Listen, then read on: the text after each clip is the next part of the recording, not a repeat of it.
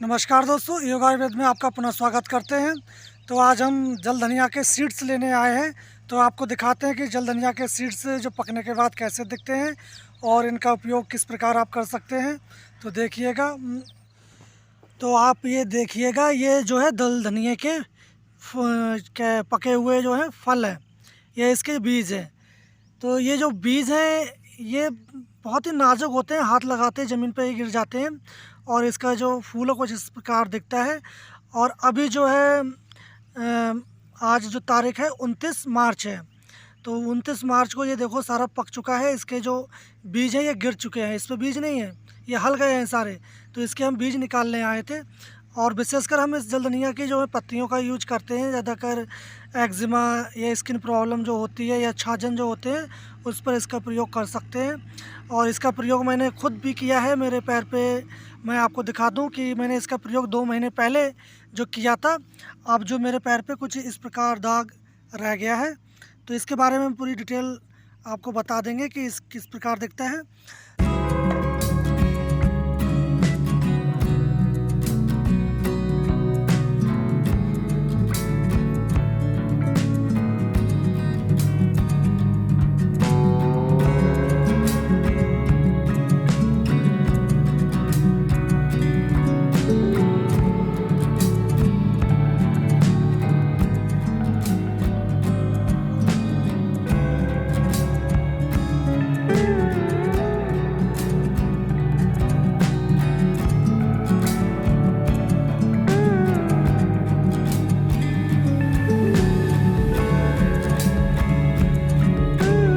जानते हैं इस जल धनिया के और भी फ़ायदे के बारे में। तो इसके जो बीज हैं बहुत बारीक होते हैं, कुछ इस प्रकार दिखेंगे आपको, इतने बारीक होते हैं।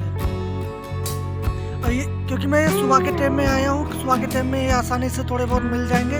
और दोपहर के बाद तो ये हाथ में नहीं आने के सब, क्योंकि ये सारे ज़मीन पर झरझर नीचे गिर जाते हैं। बहुत बारीक है, ये खसखस से भी बहुत पतला है। तो इसका भी ज़्यादातर प्रयोग जो है पत्तियों का हम करते हैं। और बहुत लोग इसको जो बीज है डिमांड में रखते हैं या मंगाते हैं। तो उनके लिए मैं ये जो बीज है संग्रहित कर रहा हूँ।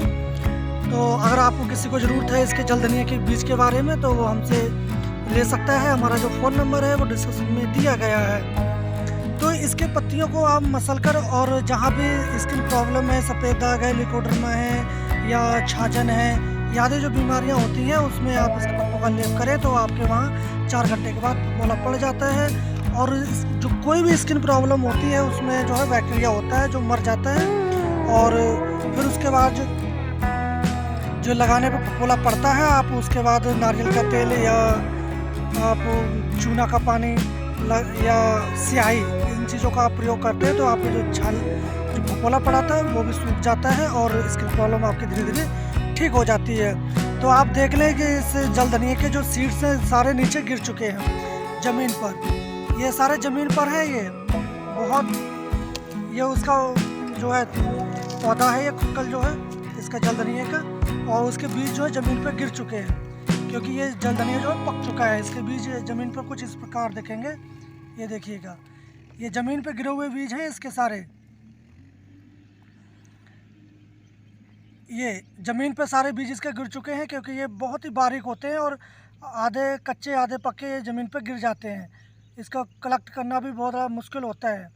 तो हम इसको थोड़ा कलेक्ट करने आए हैं, ज़मीन पे गिर जाते हैं इस प्रकार। देख लें, ये सारी ज़मीन पर ये गिरे हुए हैं, ये उसका पौधा है ये।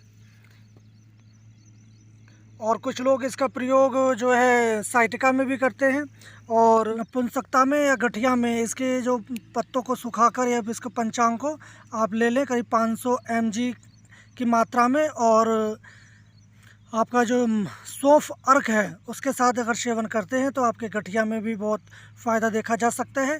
वैसे तो आप इनकी पत्तियों को तोड़कर इसका तेल भी सिद्ध कर लें, तो उस तेल से अगर मालिश करते हैं जोड़ों के दर्द में तो उससे भी काफ़ी राहत होती है। और ये काफ़ी जो औषधि है जानवरों के लिए विषैली मानी जाती है। इसका स्वाद चरपरा होता है और इसको जो खाने से ना मुंह में छाले पड़ जाएंगे या ज़्यादा खाएंगे तो उल्टी भी हो सकती है, और आपके जो पेट है उसमें अल्सर भी हो सकता है। तो इसका जो प्रयोग है किसी वैद्य अनुसार आप कर सकते हैं। ये जहरीली वनस्पति में आती है, इसको जानवर भी नहीं खाते हैं और इसका स्वाद चरपरा होता है और छाले डालता है, ये जलन भी डालता है, घा भी डालता है। तो इस प्रकार आप इस जल धनिया का प्रयोग कर सकते हैं। और इसका जो उगने का समय है ये करीब दिसंबर के लास्ट में उगता है और ये आपके मार्च के लास्ट में ये पक के सूख जाता है। ये इस टाइम मार्च का लास्ट चल रहा है तो ये सूख चुका है। ये कुछ इस प्रकार इसके बीज दिखेंगे। तो ये इस औषधि का आप प्रयोग कर सकते हैं। ये काफ़ी तीक्ष्ण और गर्म औषधि मानी जाती है। तो इसका अलग अलग वैद्य अलग अलग रूप से करता है। कोई कीमिया में करता है तो कोई इसका घुटनों के दर्द में करता है और साइटिका में भी करते हैं। तो सब अलग अलग रूप से इसका प्रयोग करते हैं। आप भी इसका किसी खास बीमारी में, खास डिसीज़ में इसका प्रयोग करते हैं तो आप हमें कमेंट बॉक्स में जाके बता सकते हैं। तो ये देखिएगा आप, ये पका हुए बीज कुछ इस प्रकार दिखेंगे आपको। ये इस पे पके हुए बीज कुछ इस प्रकार देखेंगे और ये हाथ लगाते ही आपको गिर जाएंगे। ये बीज ये देखिएगा, ये गिर गए। बहुत ही बारीक होते हैं, इनको ढूंढना बड़ा दिक्कत होती है। तो इस जल धनिया के ऊपर मैंने काफ़ी वीडियो बना रखी है और इसके ऊपर मैंने काम भी किया है। तो आप इस जल धनिया का प्रयोग किसी वैद्य अनुसार कर सकते हैं। अगर किसी को जल धनिया के सीड्स चाहिए तो वो हमसे ले सकता है। और इसके ना नमी वाले स्थानों पर ज़्यादा मिलते हैं, जहाँ नदी, तालाब, झरना या जो नाले हैं उनके आसपास मिलते हैं, क्योंकि ये पानी या नमी वाली जगहों पर ज़्यादा उगता है। तो आप इस बात का ध्यान रखें, ये ज़्यादा पानी की मात्रा में ही उगता है। तो हम आज की जानकारी यहीं समाप्त करते हैं और कल फिर मिलेंगे एक नई औषधीय जानकारी के साथ। तब तक के लिए धन्यवाद।